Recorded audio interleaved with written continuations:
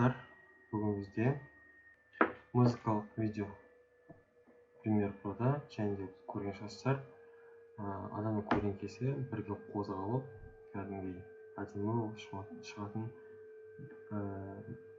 жерлерін көріп жатырсыздар. Соны біз қарапайым мысалда көрсетеміз. Соның бір мысалы ретінде осы видеоны алдық. Осы видеода мысалы мына жігіт билеп жатыр, брейкданс па сөйтіп аталып. Осы видеомызға сондай әсерлі қылу үшін біз бірінші мына видеоны үстіге көшіреміз. Сосын мына видеомызға скорость продолжительності 90-95 немесе одан төмен қоюға болады. Одан кейін қойғаннан кейін мысалы керек жерімізді қиып аламыз. Мына жерден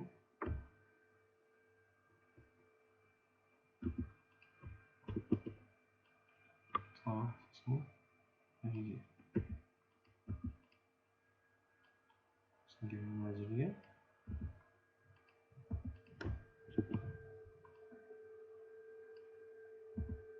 мына жерде көрінді. Енді осы видеомызды екеуіне непрозрачность 50% қоямыз. Екеуіне де.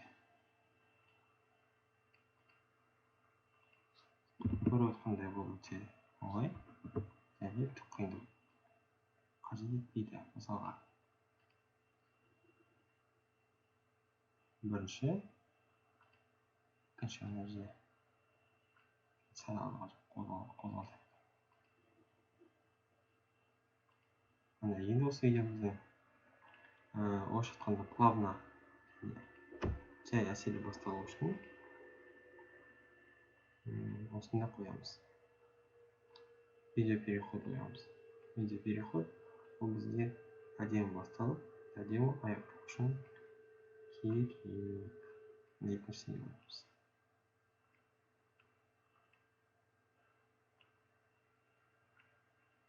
Мысалы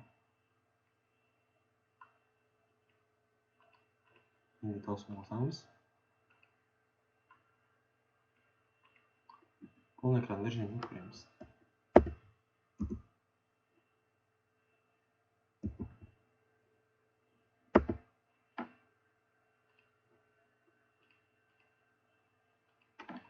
Оны осылай шығады. Және де қайталап көріңіздер, лайк басыңыздар, комментарий басыңыздар.